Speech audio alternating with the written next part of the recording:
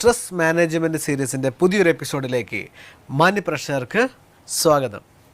കഴിഞ്ഞ എപ്പിസോഡിൽ നമ്മൾ വിഷ സൈക്കിളിനെ കുറിച്ചും മോട്ടിവേഷൻ സൈക്കിളിനെ കുറിച്ചും എല്ലാം മനസ്സിലാക്കി. ഒരു മനുഷ്യൻ തൻ്റെ ജീവിതത്തിൽ വിഷ സൈക്കിളിലൂടെ പരാജയവും മോട്ടിവേഷൻ സൈക്കിളിലൂടെ വിജയവും നേടിക്കൊണ്ടാണ് മുന്നോട്ട് പോകുന്നത്. വിഷ സൈക്കിൾ ഇല്ലാതാക്കാനുള്ള, അതിൻ്റെ മൂല കാരണത്തെപ്പോലും ഇല്ലാതാക്കാനുള്ള മാർഗം തേടിയാണ് ഈ എപ്പിസോഡ് നമ്മൾ ചർച്ച ചെയ്യുന്നത്. ഈ ചർച്ചയിൽ എന്നത്തെയും പോലെ നമ്മെ കൈപിടിച്ച് നടത്താൻ ബ്രഹ്മകുമാരി ഷീബ സിസ്റ്റർ നമ്മോടൊപ്പമുണ്ട്. സിസ്റ്റർ, നമുക്ക് ഈ പ്രോഗ്രാമിലേക്ക് സ്നേഹപൂർവ്വം സ്വാഗതം ചെയ്യാം. സ്വാഗതം സിസ്റ്റർ. ഓം ശാന്തി. ഓം ശാന്തി. സിസ്റ്റർ, നമ്മൾ കഴിഞ്ഞ എപ്പിസോഡിൽ വളരെ മനോഹരമായൊരു ജ്ഞാനമായിരുന്നു വിഷ സൈക്കിളും മോട്ടിവേഷൻ സൈക്കിളും. അതിൽ വളരെ മനോഹരമായൊരു അറിവ് എനിക്ക് കിട്ടിയത് എന്താണെന്ന് വെച്ചാൽ, ഏതൊരു മനുഷ്യൻ്റെയും ഉള്ളിലുള്ള ചിന്തകളുടെ നെഗറ്റീവ് ആണെങ്കിലും പോസിറ്റീവ് ആണെങ്കിലും അതിൻ്റെ ഈ സൈക്കിളിലേക്ക് മാറുമ്പോഴാണ് അവൻ അതിൻ്റെ ഡിപ്രഷൻ പേഴ്സണായി മാറുന്നു, അല്ലെങ്കിൽ വിജയിക്കുന്ന ഒരാളായി മാറുന്നു എന്നതിനെ കാറ്റഗറൈസ് ചെയ്യപ്പെടുന്നത്. തീർച്ചയായും നമുക്ക് അറിയാം വിഷ സൈക്കിളാണ് ഒരു മനുഷ്യൻ്റെ പരാജയത്തിന് മൂല കാരണം. അപ്പോൾ അതിനെ ഇല്ലാതാക്കാൻ എന്ത് ചെയ്യണം എന്നതിനെക്കുറിച്ചാണ് നമ്മൾ ഇന്നത്തെ എപ്പിസോഡ് ചർച്ച ചെയ്യുന്നത്. പക്ഷേ കഴിഞ്ഞ എപ്പിസോഡ് നമ്മൾ ചർച്ച ചെയ്തതിൻ്റെ ഭാഗമായിട്ട് ഒരു ചെറിയ ഡൗട്ട് എനിക്ക് മനസ്സിലിങ്ങനെ കിടക്കുന്നുണ്ട്. അത് ഒന്ന് ചോദിച്ചോട്ടെ. അതായത് സിസ്റ്റർ കഴിഞ്ഞ എപ്പിസോഡിൽ പറഞ്ഞു, ഞാൻ ചോദിച്ചൊരു ചോദ്യത്തിന് ഉത്തരമായിട്ട് പറഞ്ഞിട്ടുണ്ടായിരുന്നു, നമ്മൾ ചിന്തിക്കുന്ന കാര്യങ്ങൾ അപ്പോൾ തന്നെ സംഭവിക്കുകയാണ്. അപ്പോൾ നെഗറ്റീവ് ചിന്തിക്കേണ്ട കാര്യമില്ല, പോസിറ്റീവ് മാത്രം ചിന്തിച്ചാൽ മതി. അപ്പോൾ സിസ്റ്റർ എന്നൊരു ഉദാഹരണം പറഞ്ഞു, ഒരു ഡ്രൈവ് ചെയ്യുന്ന ഒരാൾ ഒരിക്കലും ആ വരാൻ പോകുന്ന നെഗറ്റീവിനെ കാണേണ്ട ആവശ്യമില്ല, പോസിറ്റീവ് കണ്ടേ. അങ്ങനെ നെഗറ്റീവ് കാണുന്ന സമയത്ത് അത് ആ സമയത്ത് തന്നെ സംഭവിക്കും, അതിന് ആ നെഗറ്റീവ് നമ്മൾ അട്രാക്റ്റ് ചെയ്യാണ് എന്നെല്ലാം പറഞ്ഞിരുന്നു. അപ്പോൾ പലപ്പോഴും നമുക്ക് അനുഭവം ആകാറുണ്ട്, വരാൻ പോകുന്ന കാര്യങ്ങൾ നമ്മൾ പെട്ടെന്ന് നമുക്ക് ഇൻഡ്യൂഷനായിട്ട് വരാറുണ്ട്, അത് സംഭവിക്കാൻ പോവുകയാണ് എന്ന് തോന്നാറുണ്ട്.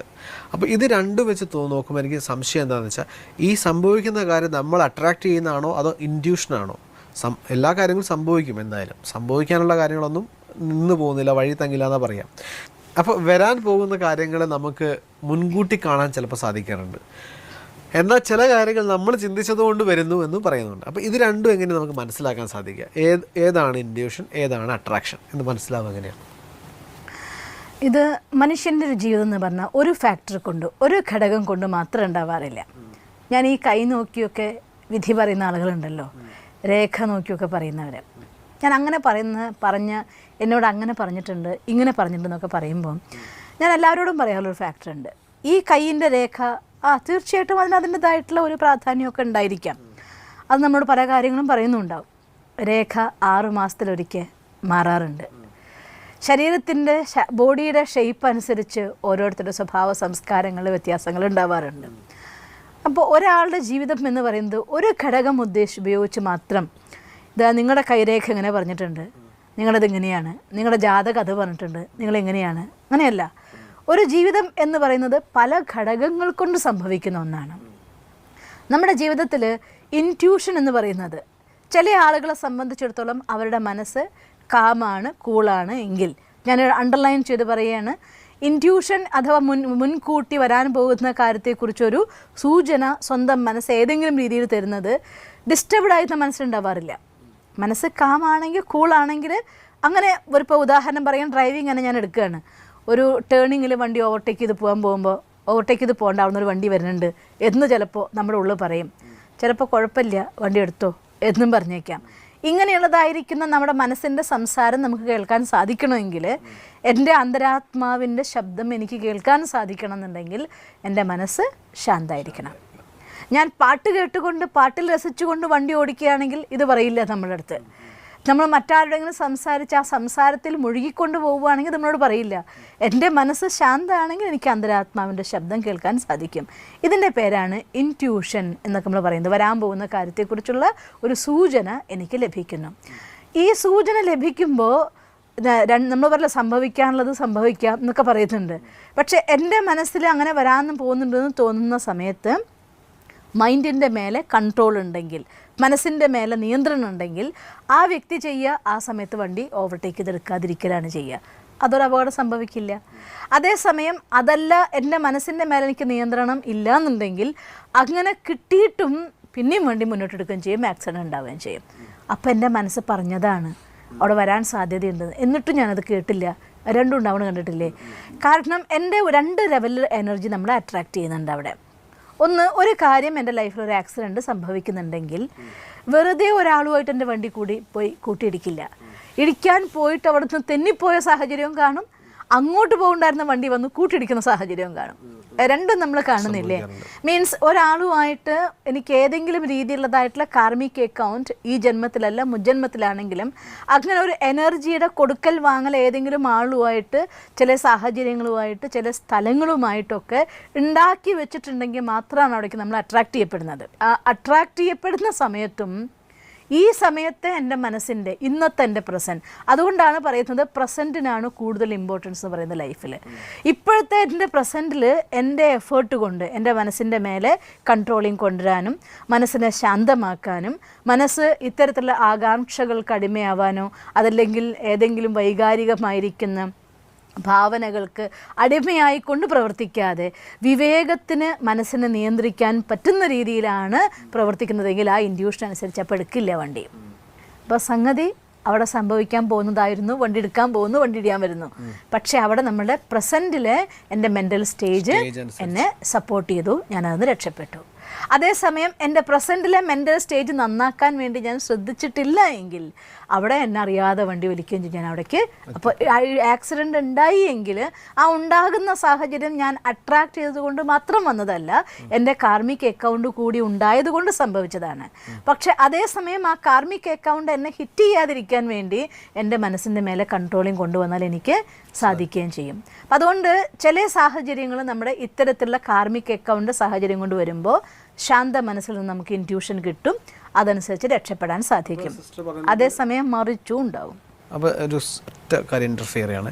അപ്പോൾ സിസ്റ്റർ പറയുന്നത് ഒരാളുടെ കർമ്മത്തിൻ്റെ കണക്കിന് പോലും അവർക്ക് ഇൻറ്റ്യൂഷൻ കിട്ടുന്നതിലൂടെ ഇല്ലാതാക്കാൻ സാധിക്കും, അല്ലെങ്കിൽ അത് കർമ്മക്കണക്ക് ഇല്ലാതാക്കാൻ വേണ്ടി ഭഗവാൻ നമുക്ക് തരുന്ന ഒരു സൂചനയാണ് ഇത്തരത്തിലുള്ള ഇൻറ്റ്യൂഷൻസ് എന്നാണ് സിസ്റ്റർ പറയുന്നത്. തീർച്ചയായിട്ടും സൂചന എല്ലാവർക്കും കിട്ടും. എപ്പോൾ ഞാൻ നേരത്തെ അണ്ടർലൈൻ ചെയ്യാൻ എൻ്റെ മനസ്സിനെ ശാന്തമാക്കാൻ ഓരോരുത്തരും ഉത്തരവാദിയാണ്. സ്വന്തം മനസ്സിനെ നന്നാക്കാൻ സ്വയം ഒരാൾ വിചാരിക്കാതെ വേറൊരാൾക്കും പറ്റില്ല. എൻ്റെ മനസ്സ് ശാന്താക്കി വെക്കണം എന്ന് ഞാൻ വിചാരിച്ചാൽ എനിക്ക് ശാന്താക്കി വെക്കാൻ പറ്റും, വിചാരിച്ചില്ല എങ്കിൽ വെറുതെ അലയാൻ വിടുന്ന മനസ്സുകൾ എപ്പോഴും അസ്വസ്ഥവുമായിരിക്കും. അപ്പം അതുകൊണ്ട് സ്വന്തം മനസ്സിനെ ശാന്തമാക്കി വെച്ചുകൊണ്ട് നമ്മുടെ മെൻ്റൽ സ്റ്റേജ് ബെസ്റ്റ് ആക്കാനുള്ള റെസ്പോൺസിബിലിറ്റി ഓരോരുത്തർക്കും സ്വയം ഉള്ളതാണ്. ആ ഉത്തരവാദിത്വത്തെ അവനവനെ നന്നാക്കാനുള്ള ഉത്തരവാദിത്വത്തെ ഏറ്റെടുക്കുന്നവർക്ക് ജീവിതത്തിൻ്റെ കടുത്ത സാഹചര്യങ്ങളിൽ പോലും അതിജീവിച്ച് പ്രഭാവം ഉണ്ടാക്കാതെ രക്ഷപ്പെടാൻ എപ്പോഴും ഭഗവാന്റെ സപ്പോർട്ട് നമുക്ക് ഉണ്ടായിരിക്കും. ഇനി മറ്റൊന്ന്, നേരത്തെ പറഞ്ഞ ലോ ഓഫ് അട്രാക്ഷൻ കൊണ്ടാണോ സംഭവിച്ചത്, അതും സംഭവിക്കുന്നുള്ളത് സത്യമാണ്. കാരണം നമ്മൾ കഴിഞ്ഞ ഒരു എപ്പിസോഡിൽ കണ്ടിരുന്നു, എൻ്റെ മനസ്സിനൊരു തോട്ട് ഉണ്ടാവും, ശരീരത്തിലൂടെ ഓട്ടോമാറ്റിക്കലി എനർജി സ്പ്രെഡ് ചെയ്യപ്പെടും, ചുറ്റും ആ എനർജി വൈബ്രേഷൻസ് ആയിട്ട് പ്രകമ്പനങ്ങളായി പുറത്തേക്ക് പോവും, ആ ടൈപ്പ് എനർജി അവിടേക്ക് ആകർഷിക്കപ്പെടും. ഞാൻ പലപ്പോഴും പല സ്ഥലങ്ങളും ആക്സിഡൻ്റൽ പോയിന്റ്സ് എന്നൊക്കെ പറയുന്ന ആക്സിഡൻറ്റ് പോയിന്റ് എന്നൊക്കെ പറയുന്നത് അറിയാറില്ലേ? ഈ ടേണിങ് ഒരു ആക്സിഡൻറ്റ് പോയിന്റാണ്. അവിടെ മുൻകൂട്ടി തന്നെ എഴുതി വെച്ചിട്ടുണ്ടാവും ഇത് ആക്സിഡൻറ്റ് പോയിന്റാണ്. ചില ആളുകൾ ആക്സിഡൻറ്റ് പോയിന്റ് ആണെന്ന് പറയുന്നതോട് കൂടിയിട്ട് അത് ശ്രദ്ധിച്ച് അവിടെ കടന്നു പോകും. ചില ആളുകൾ ആ ഒരു ബോർഡ് കാണുമ്പോഴേക്കും ഇവിടെ ആ ആക്സിഡൻറ്റ് അങ്ങനെ നടന്നിട്ടുണ്ടായിരുന്നു, ഈ ആക്സിഡൻറ്റ് ഇങ്ങനെ നടന്നിട്ടുണ്ടായിരുന്നു എന്ന് പറഞ്ഞിട്ട് ആക്സിഡൻസിനെ കുറിച്ചുള്ള സംസാരം ആരംഭിക്കും. പലപ്പോഴും അവർക്ക് ആക്സിഡൻറ്റ് തന്ന് ഭവിക്കുകയും ചെയ്യും. അപകട സാധ്യതയുള്ള മേഖല എന്ന് എഴുതി വെക്കുമ്പോൾ അവിടെ അതിനെ സ്വീകരിക്കുന്നതിൻ്റെ ആധാരത്തിലാണ് അപകടം വരുന്നതും വരാതിരിക്കുന്നതും. ആ ഒരു കാര്യം കാണുമ്പോൾ സൈലൻ്റായിട്ട് പ്രാർത്ഥിച്ച് കടന്നു പോകുന്ന ആളുകൾക്ക് അപകടം കുറയുന്നു. പ്രാർത്ഥിക്കാൻ ചേർത്ത മറ്റൊന്നുമല്ല, എൻ്റെ മനസ്സിനെ ഞാൻ തന്നെ കൺട്രോൾ ചെയ്യുകയാണ് ചെയ്യുന്നത്. അതേസമയം തന്നെ മറ്റൊന്ന്, ഇവിടെ അങ്ങനെ അപകടം നടന്നതാ, ഇങ്ങനെ അപകടം നടന്നതാ എന്ന് ചിലർത്ഥം ഒരൊറ്റ ക്ലിക്ക് കൊണ്ട് ഞാൻ എൻ്റെ മനസ്സിനുള്ള എല്ലാ മെമ്മറിയുള്ളിലും ആക്സിഡൻസിനെ ഓപ്പൺ ചെയ്യുകയാണ്. അവിടെയാണ് അപകടങ്ങളെ അട്രാക്ട് ചെയ്യുന്നത്. നമ്മൾ വണ്ടിയിലൊന്നും പോകുന്ന സമയത്ത് ഇങ്ങനത്തെ ആക്സിഡന്റ് കഥയൊന്നും പറയാൻ പാടില്ല. തീർച്ചയായിട്ടും ഇല്ല എന്ന് തന്നെ ഞാൻ പറയാം. എൻ്റെ അനുഭവത്തിലുള്ള യാത്രകൾ പലപ്പോഴും ഞാൻ കണ്ടിട്ടുണ്ട്. അതുകൊണ്ട് പലപ്പോഴും ഡ്രൈവർമാർ നമ്മൾ വിളിക്കുന്ന സമയത്ത് നമ്മൾ അവരോട് സംസാരിക്കുമ്പോൾ വണ്ടി ഓടിക്കുമ്പോഴത്തേക്കും അവിടെ ഉണ്ടായ അപകട കഥ പറയാൻ ആൾക്ക് ഇല്ലാതെയാകുമ്പോൾ എന്തെങ്കിലും പറയുമല്ലോ. അങ്ങനെ പറയാൻ തുടങ്ങിയാൽ ഞാൻ പറയും, ബൈ, നിങ്ങളുടെ പേഴ്സണൽ ലൈഫിൽ വല്ല കഥയും പറഞ്ഞാൽ ഈ കഥ എനിക്ക് കേൾക്കണ്ട, സ്റ്റോപ്പ് ഇറ്റ്. കാരണം എന്തായാലും ഒരു തോട്ടാണ്, സങ്കല്പമാണ്. സങ്കല്പം അത് 4 ഭാഗത്തേക്കും യാത്ര ചെയ്യുന്ന ഒന്നാണ്. ഒരു ശബ്ദം ഉണ്ടാക്കുമ്പോൾ നമ്മൾ മുന്നൊരു എപ്പിസോഡിൽ കണ്ടിരുന്നു, ഒരു ശബ്ദം ഉണ്ടാക്കുമ്പോൾ അത് 4 ഭാഗത്തേക്കും വ്യാപിക്കും പോലെ നമ്മുടെ ഉള്ളിൽ നിന്നുണ്ടാകുന്ന സങ്കല്പം 4 ദിശയിലേക്കും അത് പോവുകയും 3 ഡയമെൻഷനിലായിട്ട് പോയിട്ട് ഹിറ്റ് ചെയ്യുകയും അവിടെ നിന്ന് അതേപോലുള്ള എനർജി നമ്മുടെ ഉള്ളിലേക്ക് അട്രാക്റ്റ് ചെയ്ത് കൊണ്ടുവരികയും ചെയ്യും. അത് ആക്സിഡൻ്റ് ആണെങ്കിൽ ആക്സിഡൻറ്റ്, അല്ല കംഫർട്ടബിൾ ജേണി ആണെങ്കിൽ കംഫർട്ടബിൾ ജേണി. അപ്പോൾ നമ്മുടെ മനസ്സിൽ ഏത് ചിത്രമാണ് വേണ്ടത്? പോസിറ്റീവായിട്ടുള്ള. എന്ന് കരുതി നോളജ് വേണ്ടാന്നൊന്നുമല്ല ഞാൻ പറയുന്നത്. 2 തലത്തിലൊരു ഇൻഫർമേഷൻ നമുക്ക് എടുക്കാം. ആസ് എ നോളജ്, ഇപ്പോൾ നമ്മൾ ഇന്ന വഴിക്ക് പോകുമ്പോൾ ഇന്ന സ്ഥലത്ത് ഇങ്ങനെ ക്യാമറ വെച്ചിട്ടുണ്ട്, ആസ് എ നോളജ്. ഇന്ന സ്ഥലത്ത് ഇന്ന് വീതി കൂടിയ സ്ഥലമാണ്, ഇവിടെ നമ്മൾ കെയർഫുള്ളായിട്ട് ഡ്രൈവ് ചെയ്യണം, ഇസ് എ നോളജ്. ബോർഡ് വയ്ക്കുന്നു, അപകട സാധ്യതയുള്ളതായിരിക്കുന്ന മേഖല, ആസ് എ നോളജ്. നോളജിൻ്റെ ബേസിലെടുക്കുമ്പോൾ നിങ്ങൾ അതിനനുബന്ധമായിട്ടുള്ള തോട്ട്സ് ക്രിയേറ്റ് ചെയ്യില്ല, അവിടെ കുറേയും കൂടെ അവെയറായിട്ട് കെയർഫുള്ളായി പോസിറ്റീവ് തോട്ട് ക്രിയേറ്റ് ചെയ്യുക. അതേസമയം നമ്മുടെ മനസ്സിൽ മേലെ കൺട്രോൾ ഇല്ല എന്നുണ്ടെങ്കിൽ നേരെ തിരിച്ച് അതിനനുബന്ധമായിരിക്കുന്ന എല്ലാ നെഗറ്റിവിറ്റീൻ്റെ വയലാണ് അവിടെ ഓപ്പൺ ആവുക. കാരണം അപകടം എന്ന് പറയുമ്പോൾ ഉണ്ടാകുന്ന ചിത്രം എന്താ വരാൻ പോകുന്നത്? അപകടങ്ങളുടെ ചിത്രങ്ങളെ വരുള്ളൂ. അപകടം എന്നൊരു വാക്കുകൊണ്ട് നിങ്ങൾക്ക് ആ ചിത്രങ്ങളെ ഉണ്ടാക്കാൻ പറ്റുള്ളൂ. അതേസമയം അപകടം എന്ന് പറയുമ്പോൾ എനിക്ക് മറ്റൊരു കോൺഷ്യസ് ആവുന്ന ഒരു സ്റ്റേജ് എൻ്റെ മനസ്സ് പവർഫുൾ ആണെങ്കിൽ മാത്രമേ സാധിക്കുള്ളൂ. അങ്ങനെയാണെങ്കിൽ അപകടത്തിന് ഇല്ലാതാക്കാൻ പറ്റും. അതുകൊണ്ട് എൻ്റെ തോട്ട് കൊണ്ട് അവിടേക്ക് അപകടം അട്രാക്റ്റ് ചെയ്യുകയും ചെയ്യും, എൻ്റെ തോട്ട് കൊണ്ട് എനിക്ക് അപകടത്തിന് ഇല്ലാതാക്കാൻ പറ്റുകയും ചെയ്യും. അപ്പോൾ അങ്ങനെ നമുക്ക് ഇൻറ്റ്യൂഷൻ പലർക്കും കിട്ടിയേക്കാം. അതിനെ ഞാൻ എങ്ങനെ എടുക്കുന്നു എന്നതിൻ്റെ ആധാരത്തിൽ എൻ്റെ ലൈഫിൽ പോസിറ്റീവ് ഓർ നെഗറ്റീവ് സംഭവിച്ചേക്കാം. അപ്പോൾ തീർച്ചയായും സിസ്റ്റർ പറഞ്ഞ ഇൻഫർമേഷൻ അനുസരിച്ച് ഇൻഡ്യൂഷൻ എന്ന് പറയുന്നത് ഒരു മനുഷ്യന് ഭഗവാൻ തരുന്ന ഒരു അനുഗ്രഹമാണ്, ഒരു വരദാനമാണ്. തീർച്ചയായും അതെല്ലാവർക്കും ഒരു വർഷം കിട്ടണമെന്നില്ല. ഇനി കിട്ടുന്നവർക്ക് തന്നെ അവരുടെ മെൻ്റൽ സ്റ്റേജ് അത്രയും ഹൈ ആവുമ്പോൾ മാത്രം കിട്ടുന്ന ഒന്നാണ്. വാസ്തവത്തിൽ ഈ മെൻ്റൽ സ്റ്റേജ് ഹൈ ആവണം എന്നും ഞാൻ പറയില്ല. നിങ്ങളുടെ മനസ്സ് ശാന്തമാണെങ്കിൽ കിട്ടുന്നത്, ശാന്തമാണെങ്കിൽ. കാരണം ഒരു അച്ഛൻ മകന് കൊടുക്കുന്ന ഹെൽപ്പാണത്. ഈ പ്രപഞ്ചത്തിൻ്റെ രചയിതാവായിരിക്കുന്ന ഭഗവാൻ ഒരു ജീവിതത്തിൽ കർമ്മക്കണക്കുകൾ കൊണ്ടാണ് എല്ലാവർക്കും എല്ലാം സംഭവിക്കുന്നതെങ്കിൽ പോലും ഒരു കുട്ടി തെറ്റ് ചെയ്തിട്ടാണ് അവൻ ഫലം അനുഭവിക്കാൻ പോകുന്നത് എന്ന് അച്ഛൻ അറിയാമെങ്കിൽ പോലും ആ ഫലത്തിൻ്റെ കാഠിന്യം കുറയ്ക്കാൻ വിധം എന്തൊക്കെ സഹായിക്കാമോ അതൊരു അച്ഛൻ മകനെ സഹായിച്ചിരിക്കും. ശരിയല്ലേ? ഈ പ്രപഞ്ചത്തിൻ്റെ രചയിതാവായിരിക്കുന്ന ഭഗവാൻ, ഏറ്റവും അധികം കരുണാസാഗരനായിരിക്കുന്ന വിശാല ഹൃദയനായ ഭഗവാൻ ഈ ലോകത്തെ എല്ലാ ജീവാത്മാക്കൾക്കും ആ ഒരു ടച്ചിങ് കൊടുക്കുന്നുണ്ടാവും. പക്ഷെ കൊടുക്കുമ്പോൾ അത് സ്വീകരിക്കാൻ ഞാൻ എൻ്റെ ആൻറ്റീനെ ക്ലിയർ ആക്കിയാലേ പറ്റൂ. അതുകൊണ്ടാണ് മനസ്സിൻ്റെ മേലെ കൺട്രോളിങ് കൊണ്ടുവരേണ്ടതും നമ്മുടെ മനസ്സിനെ ശാന്തമാക്കേണ്ടതും വിഷസ് സൈക്കിളിലേക്ക് പോകാതെ മനസ്സിനെ എപ്പോഴും പോസിറ്റീവാക്കി വെക്കേണ്ടതിൻ്റെ ഒക്കെ ആവശ്യകത. തീർച്ചയായും സിസ്റ്റർ ഇപ്പോൾ ഈ പറഞ്ഞതനുസരിച്ച് നോക്കുകയാണെങ്കിൽ വളരെ മനോഹരമായിരുന്ന ഒരറിവായിരുന്നു ഇൻഡ്യൂഷനും ടച്ചിങ്ങിനെ കുറിച്ച്, ഇൻഡ്യൂഷനും ലോ ഓഫ് അട്രാക്ഷനും.